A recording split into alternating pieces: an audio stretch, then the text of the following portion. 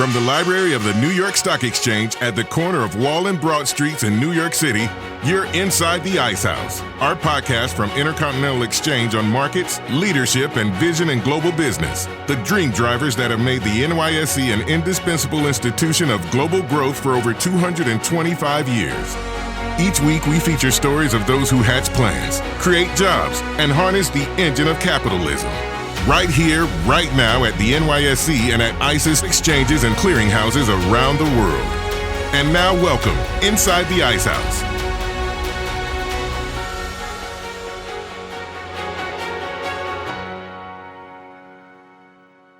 When you think of the most nerve-wracking moments in life as children and teens transform into young adults, a few common instances come to mind. A first date, a driver's test, going off to college, final exams. All these bring excitement, but stress and anxiety often find themselves at the forefront of emotions felt.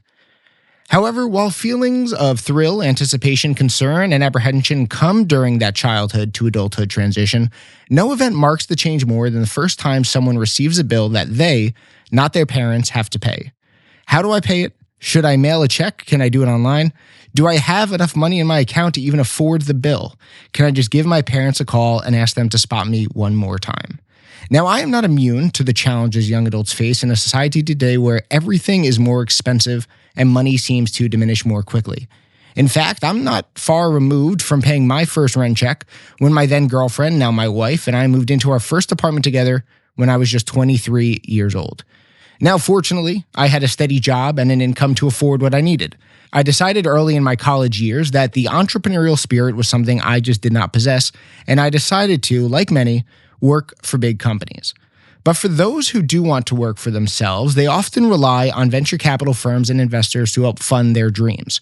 One of those firms, Inspired Capital, and our guest today, founder and managing partner Alexa von Tobel, is at the forefront of early stage investing. Alexa and her team focus on founders, a company's underlying technology, and the visions behind the ideas. She joins us inside the Ice House to talk about her own entrepreneurial spirit and the company LearnVest, which she founded in 2008 and sold in 2015. We will also discuss Inspired Capital's present and future and the firm's recent closing of its third fund. All that and more with Alexa von Tobel coming up right after this. When you think of investment risk, do you consider climate risk? Changing weather patterns are impacting the way we live and the value of businesses, large and small. This can mean disruption to supply chains, changing demand for products, and shifting regulation. What does this mean for your business, your clients, and your investments? ICE offers data and markets that can provide critical insight. Manage your climate risk with ICE. Welcome back inside the Ice House. Remember to subscribe wherever you listen and rate and review us on Apple Podcasts so others know where to find us. Our guest today is Alexa von Tobel, founder and managing partner of the venture capital firm Inspired Capital. Alexa previously founded online financial advisory company LearnVest in 2008, which was acquired by Northwestern Mutual in 2015. After the acquisition, she served as Northwestern Mutual's first ever chief digital officer and in a variety of other roles. Alexa, thanks so much for joining us inside the Ice House. Welcome back to the New York Stock Exchange. Thank you. I love being here. And Lance, thanks so much for having me. Every time I come here, I always get the feels. I mean, this is where big magic happens. Yeah. So thanks for having me. Now, I say welcome back because I personally went through the archives and you were here to ring the closing bell back in March of 2012, still leading LearnVest at the time with TEDx Wall Street. Yep. What do you remember about that moment, being up on the podium and closing out the U.S. equities market that day? It's really funny. I'm so happy you brought that up. I just given a TED Talk on what I wished existed for the wallet. Oh my gosh, in my head, I was a baby at that time. I think I literally was like 24, 25, 26, something like that. And I just given that TED Talk and it now has, over 1 million. I haven't checked in a long time, but lots of views. And I just was so honored to stand up there and dream about companies that get built that, smash through their goals and get to stand on that podium. And I don't know, just sort of pinch myself. It's pretty fun. It's pretty fun being up there. And one of those million views on that TED Talk was my own as I was watching your discussion Thanks, few weeks ago. Of course, absolutely. Always happy to chip in where I could. I was watching your discussion a few weeks ago, and as I watched it back, one thing you said really caught my attention. Now, note that in 2012, I was a junior in high school at the time, working at Dairy Queen, a subsidiary of parent company Berkshire Hathaway, that's NYC ticker symbol BRK, making minimum wage and tips, not really thinking about my financial future. I was making money. How was I going to spend it? You said in that talk, and I'm going to quote you here, right now, personal finance isn't taught in high schools, colleges, or graduate programs in the United States. Personally, I didn't take a lot of personal finance courses or if any, I didn't take any in personal finance courses during that time. It wasn't really anything that I or my peers were sort of worried about. We all sort of felt the same. We all just wanted to spend the money that we made. Smart Lance would have saved a lot of my Dairy Queen money. It wasn't a lot of money, but it was something as a high school student. But actual Lance spent it on sports tickets and video games. There wasn't much personal finance education when I was going through school. But now, over a decade later, do you believe there's been progress in recognizing the significance of teaching personal finance at a younger age so that students could save more earlier? I do believe that personal finance in the country, people appreciate how important it is. It is still not taught in most high schools, colleges, or graduate programs across the country. It is probably more important than ever because of inflation. The cost of goods has gone up and we live longer. Life expectancy tables have literally gone out to 120. So that means you need more retirement savings, et cetera, et cetera, et cetera.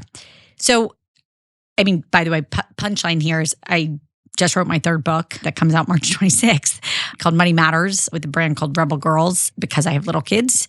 And I decided that I needed to, if no one else is going to solve this problem, it will be me. I will happily put my hand up and do the work.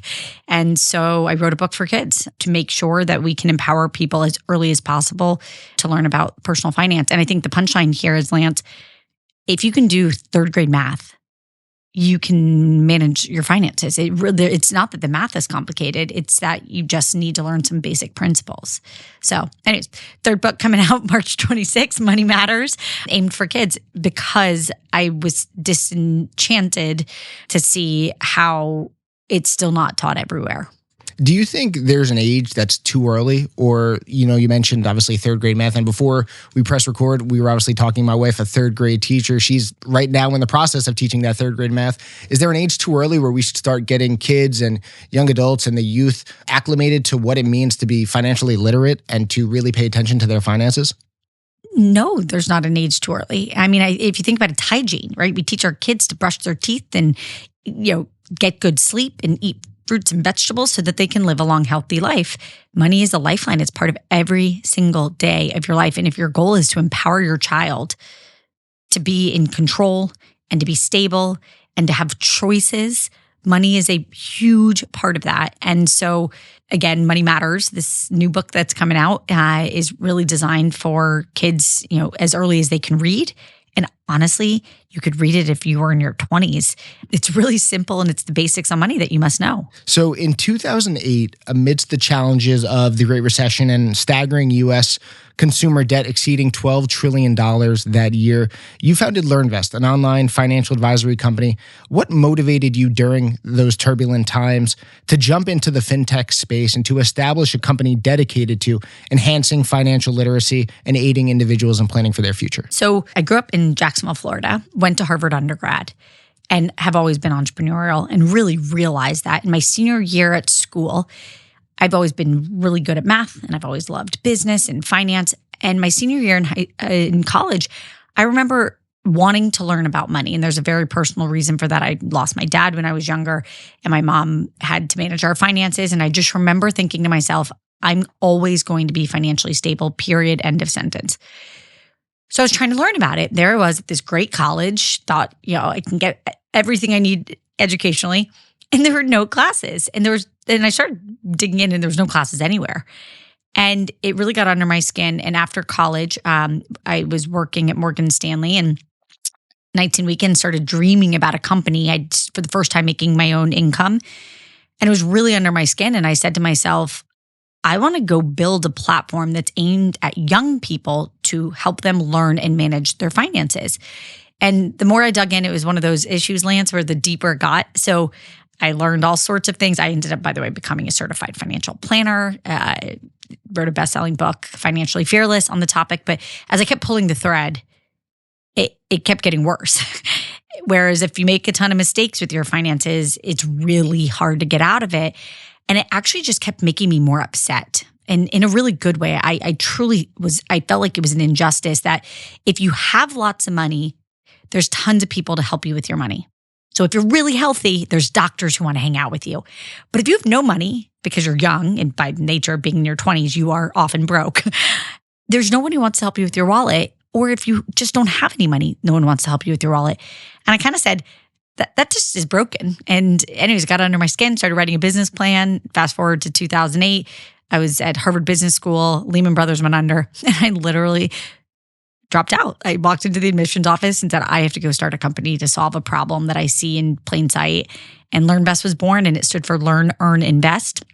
And, you said entering the fintech category. Fintech wasn't even a category. Yeah. I was sort of blown away by how few companies were even being built at that time in the rearview mirror. But I moved to New York City and said, I've got to go build this company. It's under my skin and it's in my soul. And if I don't go build it, I'll regret it. How scary was that moving to New York in 2008 of Lance, all years? It's funny. I think I kind of always have been comfortable being a contrarian. I always say when the world zigs, zag. When the world zigs, zag. And I say it all the time because you have to be comfortable charting your own path. And I think I've always been okay doing that. But simply and factually, it was a very scary time. The world was in a true worst recession at the time in 81 years. I was 23, 24 years old. I dropped out. I put all of my own savings that I had made in my first job at Morgan Stanley, all my bonuses, $75,000 into the company.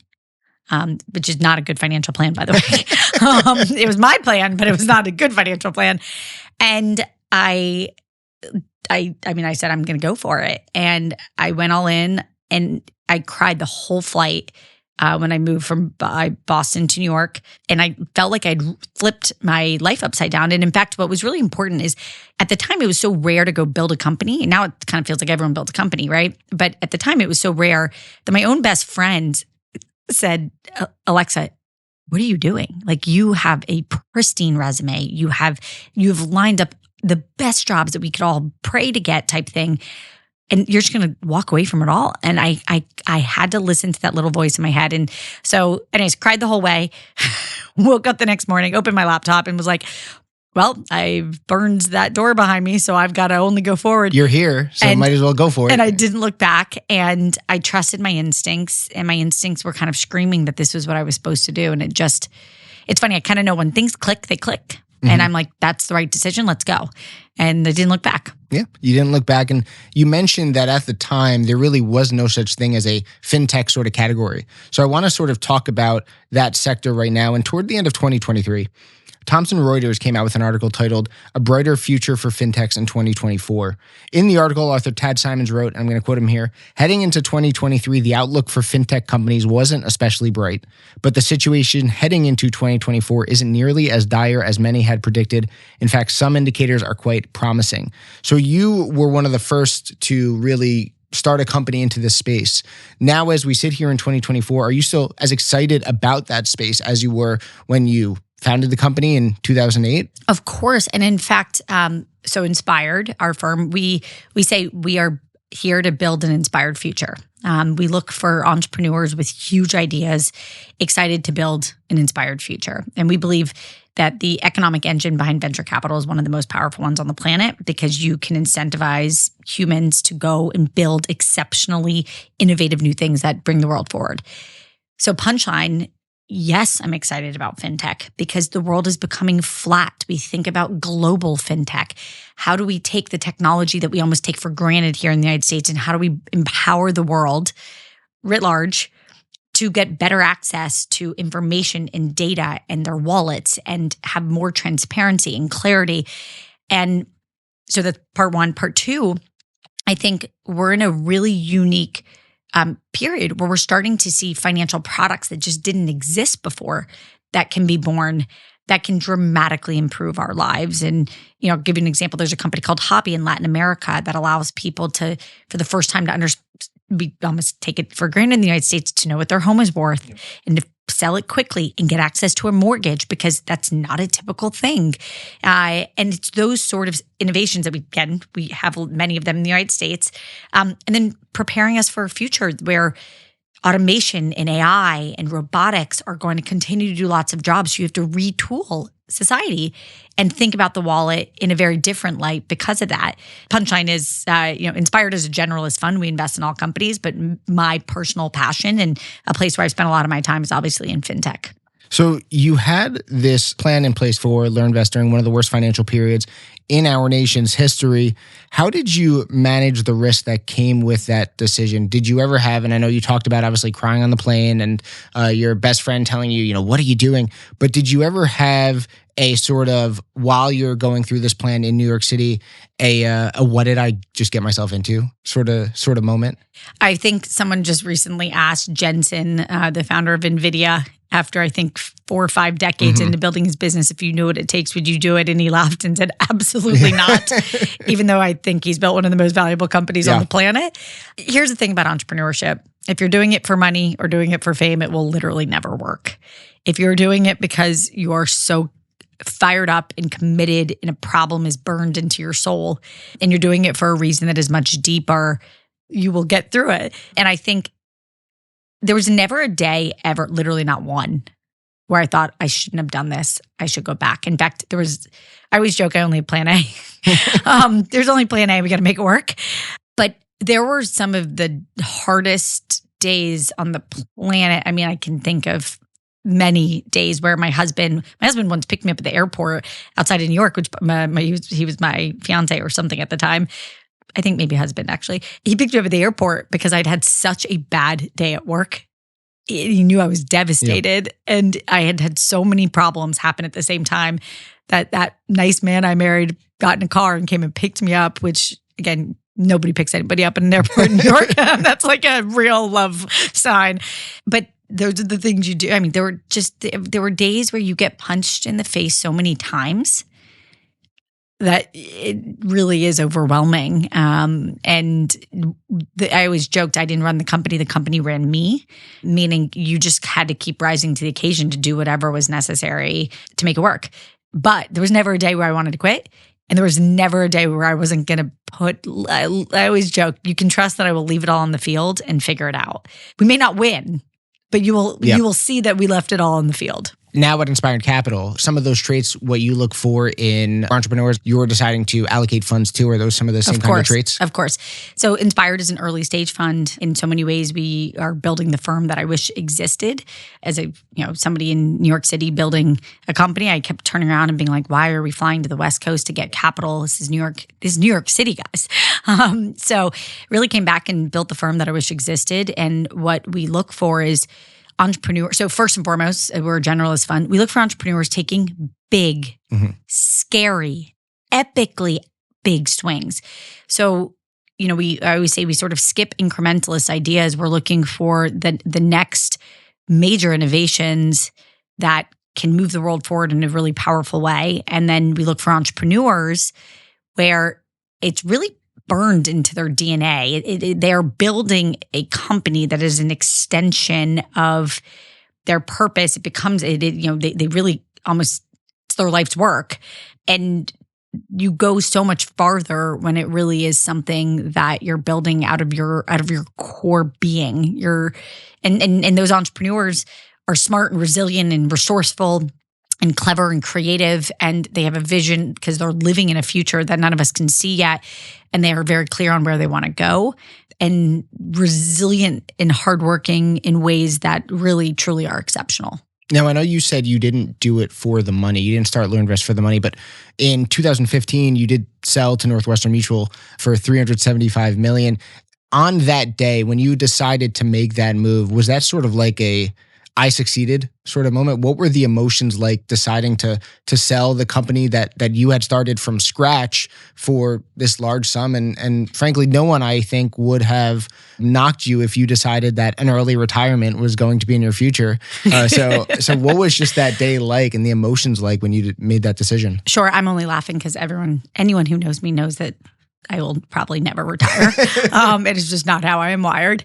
No, I think so first of all, that day was an incredibly emotional day. And in fact, I was only 30 at the time. So, and I'd love to think at 30, I thought I was mature. I mean, I was still a kid. I actually felt an incredible legal and fiduciary responsibility as a board member, as a shareholder.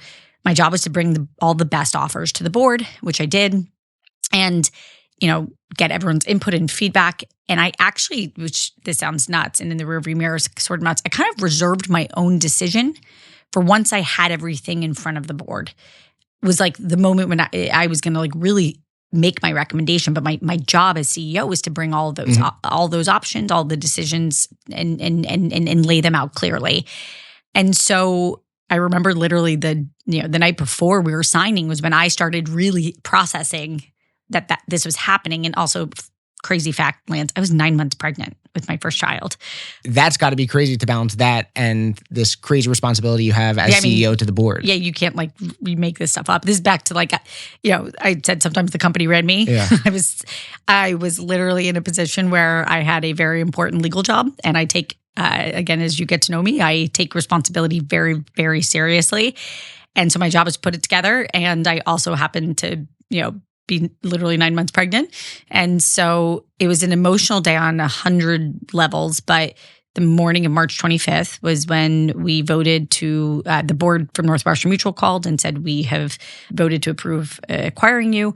And actually they were incredible. They called it a merger, a collaboration, and really viewed it as like trying to bring the company's cultures together to build a better product.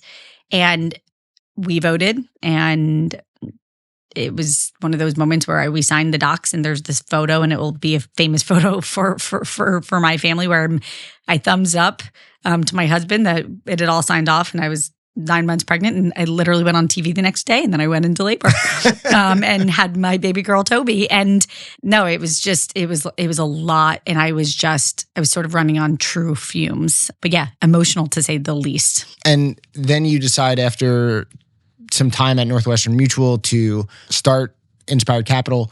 How did your previous experience with Morgan Stanley, coming to New York in 2008, with LearnVest, ultimately with Northwestern Mutual, how did that all influence what you've decided now to do with Inspired Capital? And when you decided that Inspired Capital and then being a venture capitalist was where you wanted to pursue and take your career next? So, by the way, one other just thing I want to say. So I ended up going with Northwestern Mutual because it had been a Northwestern Mutual life insurance policy that had majorly stabilized my family when my dad passed away. And I didn't tell anybody that until after we had signed all the documents. And I was like, this is really why I'm doing this. Like, I know the power. And to this day, like, I love Northwestern Mutual. It is one of the best, highest integrity companies on the planet that thinks about its clients every day.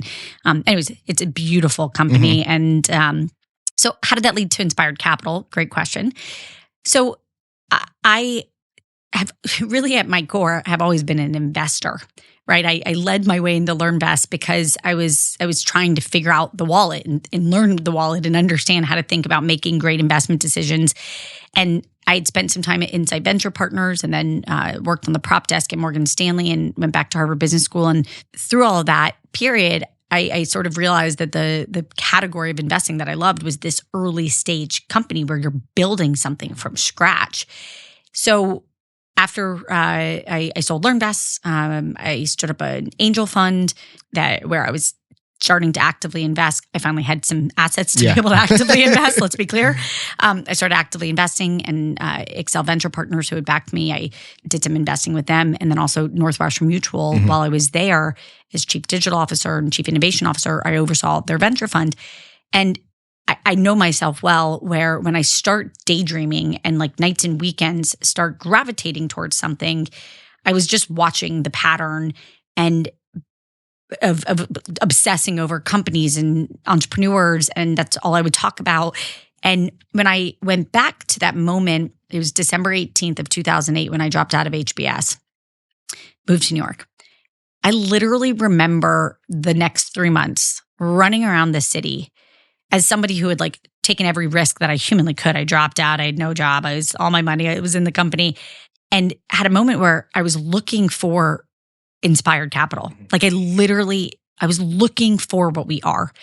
And I said to myself I was 24 at the time. I was like, where is the capital that makes me feel seen, understand the swings I want to take and how I want to change a category and start helping really evolve a category. And fintech didn't exist at that time. And I remember when they put me on the cover of Forbes as like the millennial wallet change, those are the entrepreneurs we want to find. And so back to 2018, my husband looked at me and was like, I see what's happening here. Yeah. You're building another company in your head and it's coming together.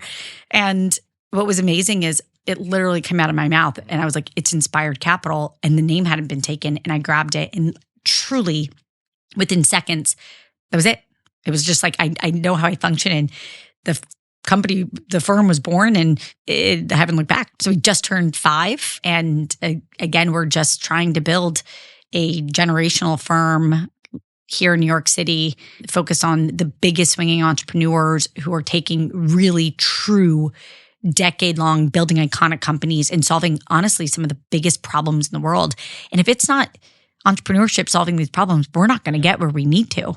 And so the Inspired Future is something like we talk about every single day at Inspired. And you have a pretty notable partner in former United States Secretary of Commerce Penny Pritzker. Take me through how that relationship began. What's the story behind? Is there a story behind that first meeting and ultimately the decision to really take this and go into it together? So first, I'll start by saying we have the most incredible partnership. We at Inspired have, there's 4 partners. It's Penny and I who founded and stood up the firm, and Mark and Lucy, and I'll come back to them in a second. But I met Penny when she was in the White House. She was U.S. Secretary of Commerce, and her and Barack Obama emailed me, which I mean, I literally remember getting this email. I think I was like 26 years old or however old I was. I was young. And it said, we would like to make you an ambassador for the country. I was just like... Were there any thoughts of, here we go, another one of those scam emails? Obviously. No. Obviously, I was like, this is not real. I was like, we'll reply just in case it is, but it's definitely, a phishing attack. But they had decided to make 10 ambassadors for the country for entrepreneurship. And Penny is U.S. Secretary of Commerce and, overseeing business for the country. And Barack Obama realized that one of the most valuable things that the United States has is our entrepreneurial spirit. We, in America, and I love America, you will get that coming through and through. In America, you can come here and you can build something and you can change your life and you can build, you really can come and build anything. Yep. And that is a pillar, a foundational part of our country. And they said, we have an ambassador to Spain. We have an ambassador to Great Britain, France.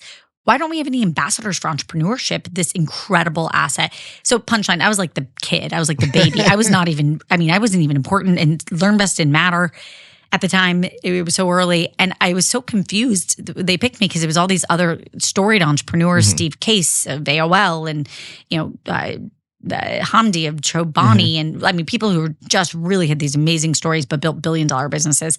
So I got to meet Penny. I went to the White House. Truly almost had a panic attack meeting Barack Obama. He fist pumped me. I almost died. It was amazing. But we really became friends. And Penny and I got to travel with her, with my mom, and we really got to know each other and share a few things. We have a very shared value system, which is we believe deeply in high integrity. We believe deeply in that business moves the world forward. And we love to build businesses. That is what we do as our hobby, as our job. It is everything. And so I made a phone call to her when I decided that it was time for me to stand up the firm. And we were chatting. And at the end of it, she actually said, can I build it with you? Why don't we do this together? And I didn't have to think twice. And I said, absolutely, let's go. And my 2 other phone calls, one is Mark Batzian, who I'd already been working with at that time for 8 years. We were partners at the venture fund in Northwestern Mutual, and he'd been my head of strategy at LearnBest and is truly one of the most brilliant minds. And Lucy Deland, who co-founder of Paperless Post, my Harvard classmate, best friend for now 20 plus years. And we stood up the firm, and Paperless Post has grown literally to 100 plus million users. I'm sure you've gotten a bazillion of them. But she was really my red phone in building LearnBest. And we kind of came back and said, let's go build a really, really unique firm focused truly just on the values of helping your biggest minds build the biggest companies on the planet. And so you say that you and Penny Pritzker, you both loved to build businesses. Now, Inspired Capital's mission, obviously, to support those early stage founders, and your firm has a focus on helping the next wave of innovative companies. How would you sort of characterize the current landscape, though, of early stage investing in 2024? Do you think that with the financial environment we're dealing with inflation, high interest rates, everything you can't go a day without hearing about, is it a friendly environment to start building a business? So obviously, 2020, 2021, I think it was a wildly, I would say irrational environment. Fast forward to 2024, I think this is one of the best years to build a business. And the reason is, I think a lot of the sort of voyeurs of, building businesses have sort of decided, it's really hard. And so I think this is when your best entrepreneurs come out because they're really building things for the right reasons. And I think if you're an entrepreneur, it's never been easier to build a company, right? There's, every single tech stack and asset that makes it easy and affordable and incredible to go get lights on in a business. I think the world never had bigger problems than we have right now, which is like, kind of brings me back to the inspired future, which is, there are some massive issues that we are facing as a planet on many levels, from the loneliness epidemic to our health epidemic to obesity to the climate problem. And it has never been a better time to go and say, I want to go and change the world and do something that really, really matters and use my time here on earth to move the world forward. And so we sort of think in decades, Lance. We don't think in 2, 3, 5 years. We back founders for decades to go build really, truly exceptional companies. And then we are a force of nature of sturdiness behind them to allow them to go swing with all of their might, which is incredible. And we can open up networks. And obviously, Penny was U.S. Secretary of Commerce and is on the board of Microsoft and chair of Harvard. And so we can also do incredible things to help our businesses gain unfair advantages in their mission and their pursuit of doing greatness. So with so many changing technologies, obviously the biggest one is the invent and the implementation of AI in pretty much everything we do. How has it impacted your investment strategy? So the way that we think about AI is almost like a layer of the internet, right? In the same way the internet came and it touches and impacts, impacts everything. AI is a horizontal layer. It will literally touch every category, every type of business, every sector. And so it's, a step change in what's possible. And it's also incredibly important to say it's exponential in the speed of where we will see innovation. The innovation curve is speeding up. And so again, Inspired, we're an early stage generalist fund. So we back companies napkin to Series A in all sectors, predominantly in the United States. And, I would argue that every company being born will have an AI strategy or be an AI company in some capacity, whether you are in healthcare, in fintech, in climate, in industrials, in vertical software, in all of them, AI will be an important layer. It's a critical part of everything that's being built. So with the implementation of AI and with the various traits that you look for in investors, your portfolio, the Inspired Capital portfolio, spans dozens and, as we said earlier in the introduction, 60 companies throughout a number of different sectors. And previous investments of both yours and Penny Pritzker's include a couple of NYSE-listed companies like Uber, NYSE ticker symbol UBER, and Lemonade, NYSE ticker symbol LMND. When you're deciding where to invest next, what is that decision process like? How do you go through about scouting out or skimming through, I'm sure, the thousands of prospects that sort of come your way? How do you figure out, okay, this is the company that we want to put our money towards? So first, both of those companies, Uber and Lemonade, were in my personal portfolio where we were fortunate to back some amazing companies.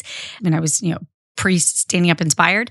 How do we make a decision to invest in a company has a few vectors. First and foremost is the founder. I would say that's the most important decision. Is this truly a superhuman human building something that is their life's work. And that's probably the most important quality to vet. And then after that, we are pretty, I would say, ruthless about business model and understanding. And what we like to look at is, so first, to put it kind of simply, it's like you want a fabulous surfer on a great surfboard riding a tsunami. That's like what you look for every day in venture.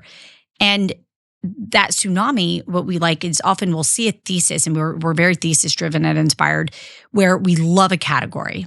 And then what we do is we think about what is the best way to express that category bet that we believe with the business model that gets the biggest, the fastest. And so we have this concept where we say you want to be in a position where as the business gets bigger, it gets better, meaning there's pricing power.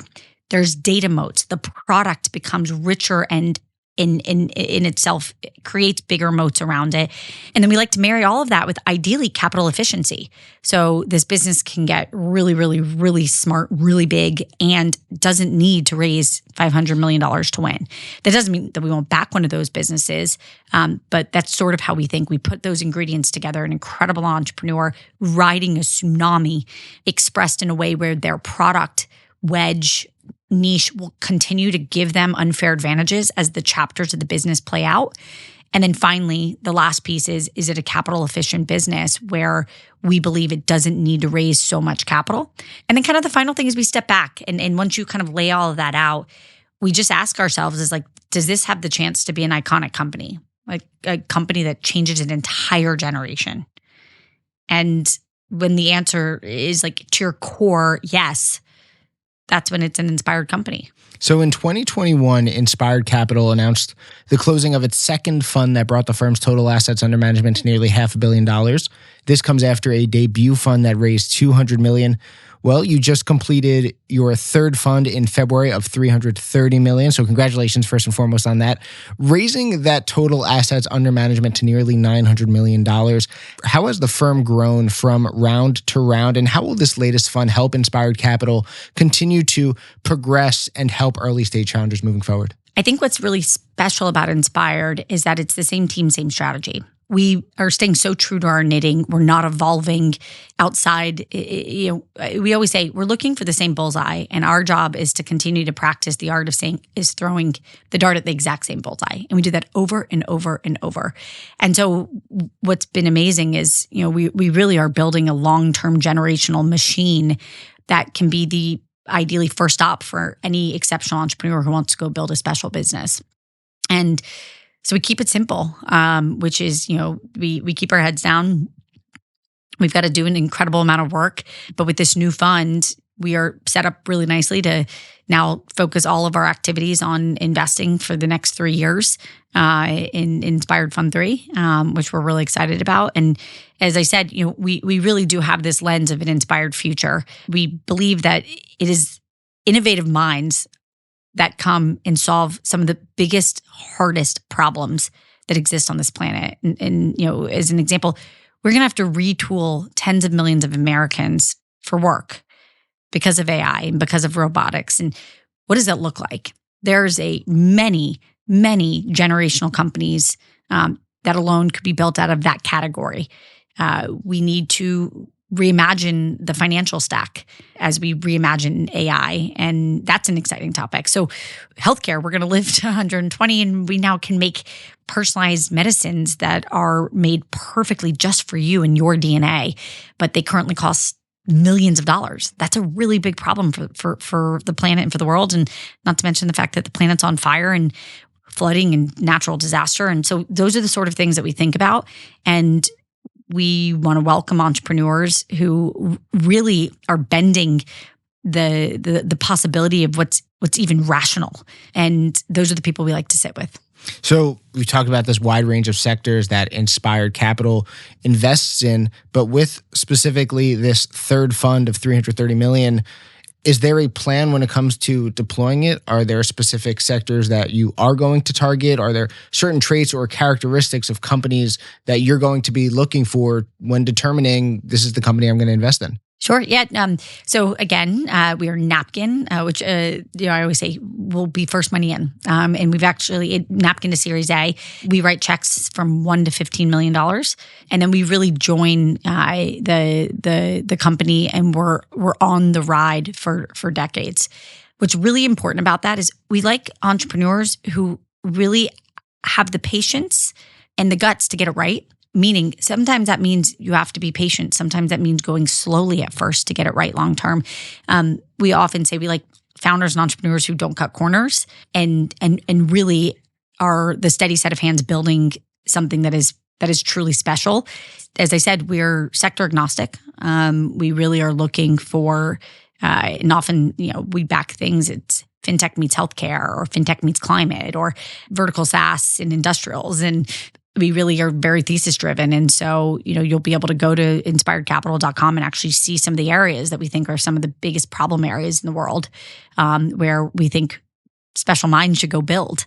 And then I think one of the other things that's really great is we have an incredible network of experts and very, very, very special minds who are behind us to help those entrepreneurs get a leg ahead. And as the size of the total assets under management grows, do you ever foresee Inspired Capital's strategy, overall investment strategy, changing from when it started in 2019, or you're always going to be that early stage investing fund to help those young investors like you once were that, were looking for Inspired Capital? We are plain and simple focused on building the best early stage fund in America. And that alone could be my life's work. So no, we're really focused on building an exceptional firm where your best, biggest swinging, hardest charging entrepreneurs who want to do things that really, really matter want to show up and talk to us. So Alexa, as we begin to wrap up our conversation, with the growth of the firm, as well as its goals and ambitions, as we've been talking about, what does the future hold for Inspired Capital as we look 5, 10, 15 years down the line? We actually wrote a 25-year business plan.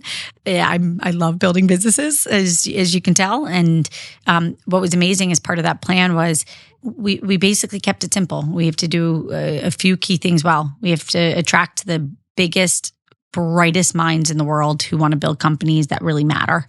We have to follow through on our promises and treat them extremely well, which means literally we always say we want to be your first phone call because we know firsthand that building businesses is brutal.